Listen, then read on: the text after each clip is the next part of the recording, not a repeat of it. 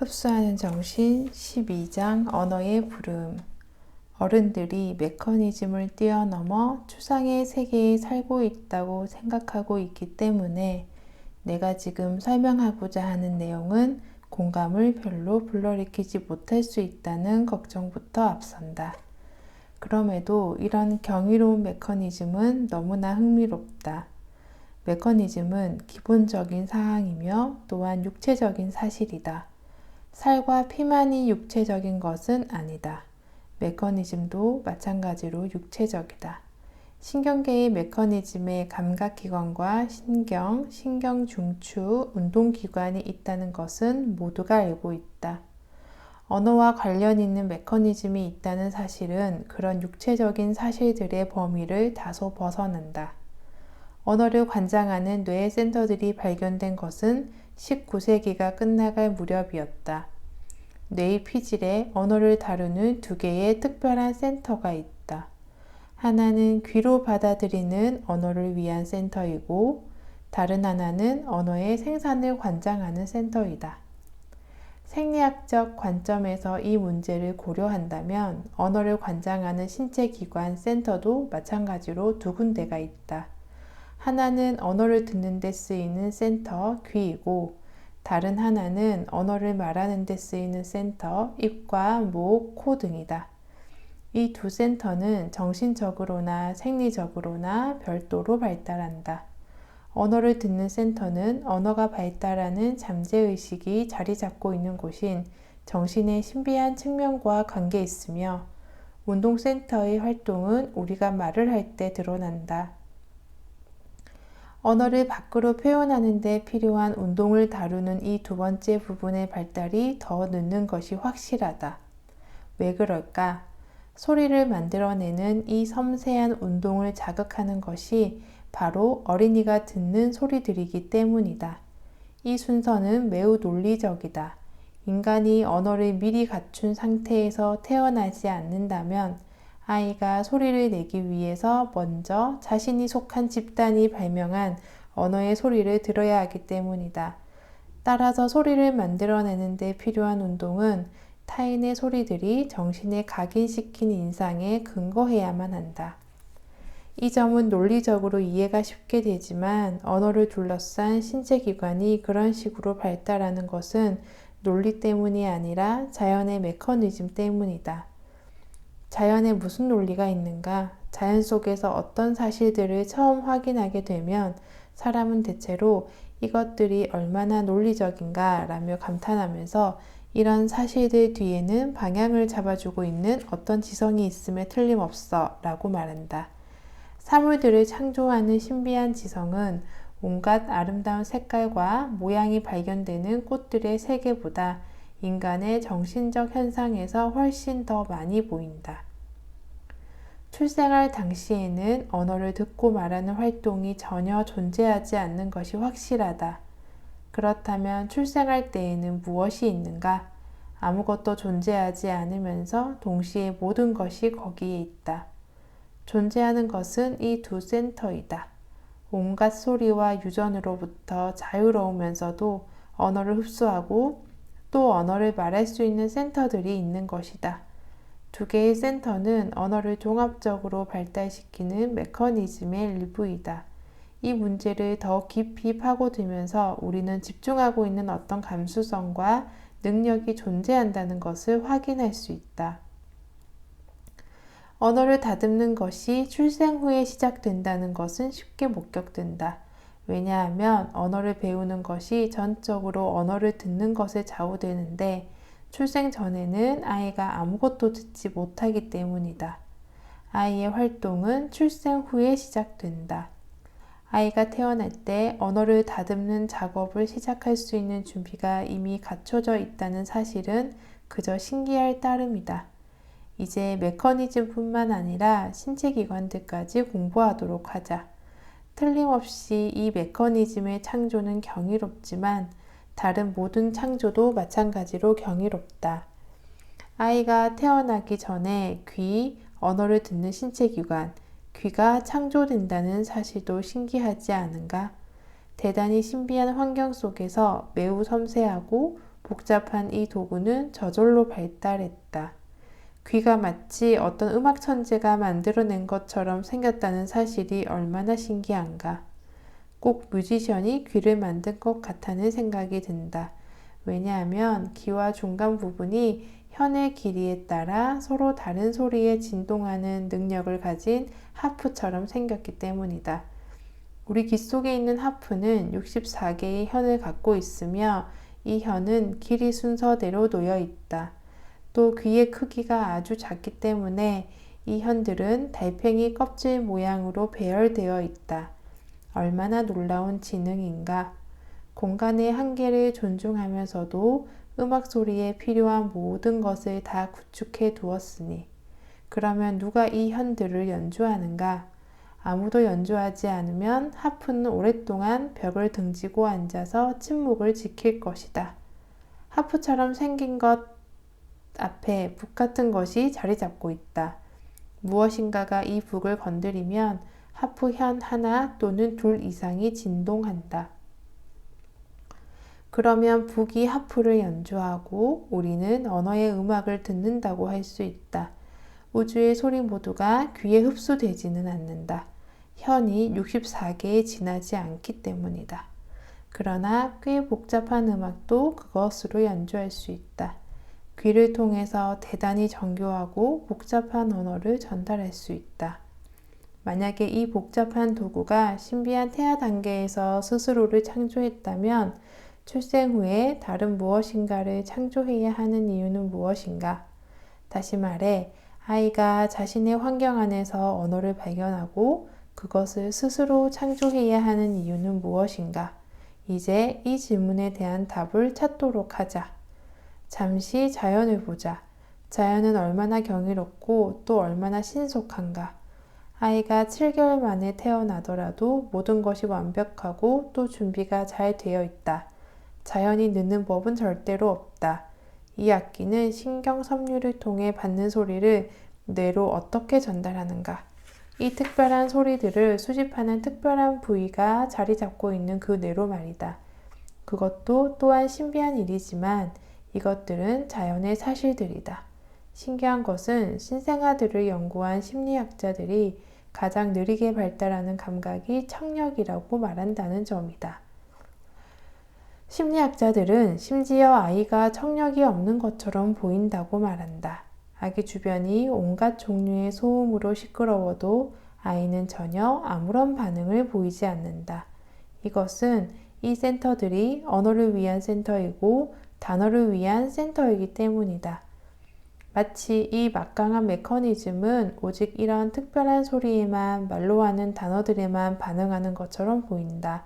그러다가 때가 되면 운동 메커니즘이 생겨나고 이 운동 메커니즘이 그런 소리들을 만들어낼 것이다. 만약 이 센터들에게 이런 식으로 특별히 고립되는 기간이 주어지지 않는다면 인간에게 어떤 일이 일어날 것인지 상상이 되는가? 이 센터들이 무엇이든 자유롭게 받아들인다면 농장에서 태어난 아이는 아마 농장의 소리에만 인상을 받을 것이고 따라서 음매하거나 꿀꿀거리거나 꼬꼬댁 소리만 낼 것이다. 역 가까운 곳에서 태어난 아이는 오직 칙칙폭폭 칙칙폭폭 하며 기차 소리만 낼 것이다. 사람이 말을 할 수 있는 것은 자연이 이 센터들을 특별히 언어를 위해 구축하고 고립시켰기 때문이다. 늑대 어린이들, 말하자면 이런저런 이유로 정글에 버려졌다가 정말 놀라운 방식으로 살아남은 아이들의 예가 있었다. 이 아이들은 새와 동물의 소리, 물소리, 낙엽 떨어지는 소리 등 온갖 자연의 소리 속에 살았음에도 불구하고 완전히 벙어리로 남아 있었다. 그들은 소리를 전혀 낼 줄 몰랐다. 이는 구어의 메커니즘을 유일하게 자극할 수 있는 인간의 말소리를 한 번도 들어보지 못했기 때문이다. 지금 내가 이런 여러 가지 일화를 전하는 것은 언어를 위한 특별한 메커니즘이 있다는 점을 보여주기 위해서이다. 이 메커니즘이 인간을 인간으로 만든다. 인간은 이 메커니즘을 갖고 있다. 언어를 갖고 있는 것이 아니라 인간의 특징인 언어를 창조할 수 있는 메커니즘을 갖고 있는 것이다.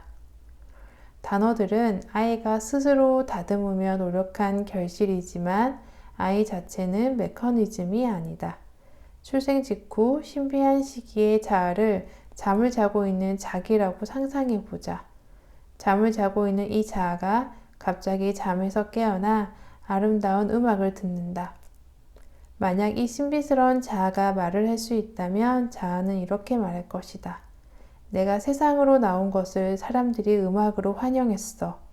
너무나 신성하고 너무나 감동적인 음악이라서 나의 존재 자체가, 나의 신경섬유가 그 음악에 진동하기 시작했어.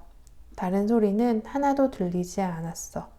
음악 소리가 나의 영혼에 닿았으며 이 신성한 부름 외에는 어떤 소리도 들리지 않았어. 만약 생명을 창조하고 보존하는 그 위대한 추진력을 기억한다면 우리는 이 음악이 영원히 남을 어떤 것을 어떤 식으로 만들어내는지를 볼 수 있다. 새로 태어난 아이의 문해매에서 지금 일어나고 있는 것은 영원히 남는다. 인간 집단은 예외 없이 음악을 사랑하고 자신들만의 음악과 언어를 창조한다. 각 집단은 음악의 육체의 운동으로 반응하고 이 음악은 단어에도 가미되지만 그 단어들은 그 자체로는 전혀 아무런 의미를 지니지 않으며 단어에 의미를 부여하는 것은 바로 우리이다. 인도에는 언어가 많지만 음악은 그 모든 언어를 통합시킨다. 새로운 아이들에게 각인된 인상이 남는다. 음악을 만들고 춤을 추는 동물은 전혀 없지만 모든 인간은 어디에 살든 상관없이 음악을 만들고 춤을 춘다. 그러면 이 언어의 소리들은 잠재의식에 고착된다. 아이의 내면에서 무슨 일이 일어나고 있는지 들여다보는 것은 불가능하지만 외부로 표현되는 것들이 우리에게 길잡이 역할을 할 수 있다. 소리들은 고착되고 이것이 모국어의 중요한 부분을 이룬다. 그것을 우리는 알파벳이라고 부를 수 있다. 그런 다음에 음절이 오고 그 다음에 단어가 온다. 아이가 간혹 초급 독본을 보며 그것이 무슨 의미인지도 모르는 상태에서 읽을 것이다. 그러나 아이가 글을 배우는 것을 보며 얼마나 신기한지 모른다. 아이의 내면에 어떤 친절한 선생이 있는 것 같아. 그런 존재가 아이의 내면에서 아이가 알파벳과 음절을 거쳐 마지막으로 단어를 외우도록 만든다. 오직 인간 선생만이 엉뚱한 시간에 그런 것을 가르친다. 말하자면 아이가 언어를 이미 다 배운 뒤에 선생이 그런 것을 가르친다는 뜻이다. 아이의 내면에 있는 선생은 적절한 시기에 아이에게 가르친다. 그래서 아이는 소리를 익히고 그 다음에 음절을 익힌다. 아이가 언어를 배우는 것은 언어만큼이나 논리적인 점진적 건설이다. 이어 단어들이 오고 그런 다음에 문법 분야로 들어가는 것이다. 사물들의 이름, 명사가 가장 먼저 온다. 자연의 가르침을 따르는 것이 아주 유익한 이유가 바로 거기에 있다. 자연은 한 사람의 선생과 같고 자연은 언어 중에서 가장 몸이 건조한 부분을 가르쳐 준다. 자연은 교육 방법을 제대로 아는 진정한 학교이다. 자연은 명사와 형용사, 접속사와 부사, 동사 원형을 가르치고 그 다음에 동사의 활용과 명사의 어형 변화, 접미사, 접두사, 그리고 모든 예외를 가르친다. 그런 다음에 시험이 있을 것이다. 아이는 그 모든 것을 이용할 수 있다는 점을 보여줄 것이다. 그러고 나서야 우리는 그때까지 자연 속에 아주 훌륭한 선생이 있었고 열심히 공부하는 학생이 있었다는 사실을 확인하게 된다. 아이가 그 모든 것을 아주 정확히 사용할 수 있기 때문이다. 그런 아이야말로 정말로 똑똑하지 않은가? 그런 아이를 당연히 칭찬해 줘야 한다. 그런데 아무도 그런 아이에게 주목하지 않는다. 시간이 한참 지나서 아이가 학교에 다닐 때 사람들은 이런 아이에게 메달을 주면서 훌륭한 선생을 두었군 이라고 말한다. 그러나 진짜로 살아있는 기적은 바로 아이이다. 선생은 아이에게서 바로 그 기적을, 다시 말해 선생조차도 모르는 놀라운 방법으로 배운 학생을 보아야 한다. 겨우 2년 만에 아이는 모든 것을 배웠다. 정말로 신비한 사실이 아닐 수 없다. 그러면 아이가 2년 동안 밖으로 보인 변화를 추적해보자. 그것이 아이가 한 것을 보다 쉽게 파악할 수 있는 길이기 때문이다. 아이가 겉으로 드러내는 표현을 조사해 보면 아이의 의식이 점진적으로 깨어나다가 어느 순간에 갑자기 지배적인 위치를 차지하면서 모든 것을 통제하기를 바라는 것이 확인된다. 4개월이 되면 이보다 더 빠른 시기를 제시하는 사람들이 많은데 나도 그들의 의견에 동의한다. 4개월이 되면 아이는 자신을 둘러싸고 있으면서 너무나 깊은 곳을 건드리고 있는 신비한 음악이 사람의 입에서 나온다는 것을 지각한다. 그 음악을 만들어내는 것은 움직이는 입술이다. 이런 사실까지 아기가 알기는 어렵겠지만 그럼에도 아기를 유심히 관찰하면 아기가 주변 사람들의 입술을 열심히 본다는 느낌이 든다. 아기의 의식이 이미 그 문제에 관여하고 있는 것이다. 의식이 그 일에 추진력을 갖고 있기 때문이다.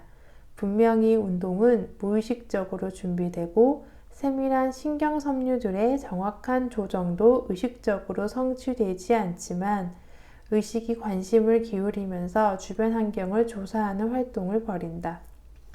입을 2개월 정도 관찰하고 나면 생후 6개월 아이는 자신의 소리를 낸다. 갑자기 무의식적인 콧소리밖에 내지 못하던 아기가 어느 날 아침에 당신보다 먼저 깨어나서 바바바라거나 마마마라고 할 것이다. 파파와 마마를 발명한 것은 이 아기이다. 아기는 이제 꽤 오랫동안 이런 음절소리만 낼 것이다. 그러면 어른들은 왜 아이가 다른 말은 안 하지? 하고 안달을 내곤 한다. 아기가 여기까지 온 것도 아기 나름대로 엄청난 노력을 기울인 결과였다. 하나의 발견을 이루는 것은 어디까지나 아이의 자아의 노력이라는 점을 기억해야 한다. 아이는 이제 자신의 능력을 자각하고 있다. 아이는 더 이상 하나의 메커니즘이 아니라 메커니즘들을 이용하고 있는 개인이다. 말하자면 작은 인간인 것이다. 아기는 돌이 되기 전 10개월 때에 또 다른 발견을 한다. 사람들의 입에서 나오는 언어가 어떤 목적을 갖고 있다는 사실을 깨닫는 것이다. 언어는 단순히 음악만은 아니다. 우리가 아이고 귀여운 우리 아기 정말 예쁘구나 라고 말할 때 아이는 이 말은 나에게 하는 것이라는 점을 깨닫는다. 그래서 아기는 주위 사람들이 자기에게 하는 소리에 어떤 목적이 있다는 것을 깨닫기 시작한다. 따라서 첫 돌이 되기 전에 2가지가 일어난다. 아기가 무의식의 깊은 곳에서 이해를 하고 의식의 높은 곳에서 언어를 창조하는 것이다. 언어라고 해야 아직까지 소리를 반복하고 소리를 결합하는 제잘거림에 불과하지만 말이다. 첫 돌이 되면 아이는 자신의 뜻을 말로 표현한다. 여전히 제잘거리는 수준이지만 그 제잘거림엔 아이의 의도가 담겨 있다. 의도는 곧 의식적인 지능을 의미한다. 그렇다면 아이의 내면에서 어떤 일이 벌어졌는가? 첫 돌을 맞은 아이를 연구하면 아이의 내면에서 겉으로 드러나는 것보다 훨씬 더 많은 일이 벌어지고 있다는 사실이 확인된다. 아이는 언어라는 것이 자신의 주변 환경과 관계 있다는 것을 깨닫고는 언어를 의식적으로 통달하기 위해 많은 노력을 기울이고 있다. 여기서 아이의 내면에 심각한 갈등이 일어난다. 의식이 메커니즘에 맞서 벌이는 투쟁이다. 이것이 아이가 인간으로서 처음 겪는 갈등이며 아이의 내면에 있는 부분들 사이에 처음으로 벌어지는 전쟁이다. 나 자신의 경험을 빌려서 이 문제를 설명하고 싶다. 나는 내가 아는 많은 것을 영어권 청중에게 표현하기를 원하지만 나의 영어 실력이 형편없다. 나는 약간의 영어를 알고 있을 뿐이며 나의 영어 단어는 쓸데없는 제잘거림 수준이다. 나는 청중이 지적이라는 사실을 잘 알고 있고 우리는 서로 생각들을 교환할 수 있지만 안타깝게도 나는 영어가 아주 서툴다. 지능이 수많은 생각을 떠올리게 하고 또 그 사람들이 그런 생각들을 이해할 수 있다는 사실을 알고 있지만 언어 실력이 부족하여 그 생각들을 표현하지 못하는 이 시기는 어린이의 삶에 정말로 극적인 시기이다. 그것이 아이에게 처음으로 실망을 안겨준다. 만약 나에게 통역이 없다면 내가 할 수 있는 일은 무엇일까? 또 아이가 할 수 있는 일은 무엇일까? 아이는 자신의 잠재의식 속에 있는 학교에 가고 아이의 욕망이 아이가 배우도록 자극한다. 아이가 이런 식으로 언어를 빨리 습득하도록 하는 것은 자신을 표현하려는 의식적인 충동이다. 이 시기에 아이가 언어에 기울이는 관심이 어느 정도인지 한번 상상해보라. 자기 자신을 표현하려고 그처럼 애를 쓰는 존재는 자신에게 단어들을 명쾌하게 제시할 선생을 찾을 필요가 있다. 그렇다면 우리는 그런 선생으로 쓸모있는 존재인가? 절대로 그렇지 않다. 우리는 아이를 전혀 돕지 못한다. 우리는 단순히 아이에게 아이의 제잘거림을 반복할 뿐이다. 만약 아이에게 이 내면의 선생이 없다면 아이는 전혀 아무것도 배우지 못할 것이다. 아이에게는 말을 걸지 않고 자기들끼리 대화하고 있는 어른들 쪽으로 가도록 이끄는 것이 바로 이 내면의 선생이다. 충동이 아이로 하여금 언어를 정확히 받아들이도록 하고 있지 우리 어른이 아이에게 정확한 언어를 전하고 있는 것이 아니다. 그럼에도 도를 넘기면 아이는 정말로 학교에 나갈 수 있다. 지적인 사람들이 아이와 지적으로 대화하는 몬테소리 학교로 말이다. 일부 사람들은 1세와 2세 사이의 아이가 겪는 이런 어려움을 이해하고 또 이 연령대의 아이에게 정확히 배울 기회를 주는 것이 중요하다는 점을 인식하고 있다. 이 글을 쓰기 며칠 전에 나는 실론의 어떤 사람으로부터 편지를 받았는데 거기에 이런 내용이 있었다. 이 나라에 지금 저의 어린아이를 위한 학교가 있다는 사실이 얼마나 기쁜지 모릅니다. 그런 사람들은 정말로 어린아이를 위한 학교의 필요성을 잘 이해하고 있다. 그렇다면 대학이 없는 게 얼마나 불행한 일인지 몰라요 라고 말하는 사람들이 있는 한편엔 어린아이를 위한 학교가 있는 게 얼마나 다행인지 몰라요 라고 말하는 사람이 있다는 뜻이다. 아이가 문법적 지식을 갖고 있기 때문에 우리 어른들은 아이와 문법적으로 정확하게 말하면서 아이가 문장을 분석하는 일을 도울 수 있어야 한다. 1세와 2세 사이의 아이들을 가르칠 새로운 선생들은 언어의 발달에 대해 반드시 알아야 한다. 언어 발달이 아주 중요하기 때문에 어머니들도 그것을 알아야 하고 선생들도 과학적인 측면에서 그것을 알아야 한다. 그러면 아이는 자신에게 필요한 도움을 구하기 위해 아이에게는 말도 걸지 않은 채 자기들끼리 대화하는 어른들을 찾아 나설 필요가 없어질 것이다. 우리 선생들은 창조하고 가르치는 자연의 하인이 되어야 하며 그렇게 되는데 필요한 방법은 이미 준비되어 있다. 대단히 중요한 무엇인가를 말하기 원할 때 내가 서툰 영어 실력으로 할 수 있는 것은 무엇일까? 아마 나는 자제력이 많지 않아서 화를 내며 울지도 모르겠다. 바로 이런 일이 1세 내지 2세 아이에게 일어나고 있다. 이 연령의 아이는 하나의 단어로 자신이 전하고자 하는 모든 것을 전하길 원하지만 그렇게 하지 못하며 따라서 아이는 역정을 내게 된다. 그러면 주위 사람들은 이렇게 말한다. 타고난 고집이 나오는구먼. 뭐라고? 이제 겨우 1년 된 인간에게서 뭐가 나온다고? 어른이 보기에 아이는 전혀 아무런 이유도 없이 화를 내고 폭력적으로 변하는 것처럼 보인다. 바로 거기에 아이와 어른 사이에 벌어지는 전쟁의 기원이 있다. 어른들은 이런 식으로 말한다. 돌봐주고 옷도 입혀주고 어른들이 모든 걸 대신해 주는데 얘는 언제나 버릇없이 굴기만 해. 이건 잘못된 시각이다. 그건 아이가 독립을 얻으려 노력하는 모습이다. 그 어린 나이에 독립을 쟁취하려고 노력하는 것이 얼마나 가상한가. 그런데도 어른들이 그걸 몰라주다니 언어를 전혀 모르고 또 할 수 있는 표현이라곤 분노뿐인 아이는 그럼에도 자신의 언어를 만들 능력을 갖고 있다. 분노는 단순히 단어들을 지어내려던 노력이 좌절된 것을 표현하는 것이며 아이는 어떤 식으로든 나름의 단어들을 만든다. 생후 1년 6개월쯤 되면 아이는 또 다른 사실을 한 가지 알아차린다.